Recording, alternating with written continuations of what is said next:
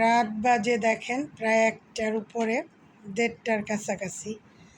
এই রাতের বেলা প্রতিদিন এরকম আজকে একটু কম, অন্য দিন আরও বেশি করে এই যে আমড়া মাখা করা হয়।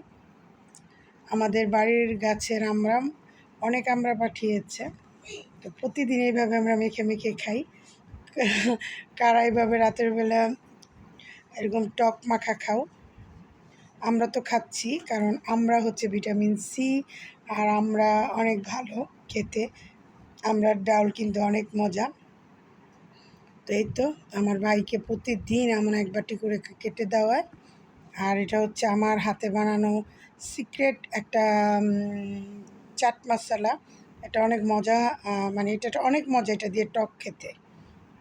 তো এই তো রাত বাজে 1:30টাই।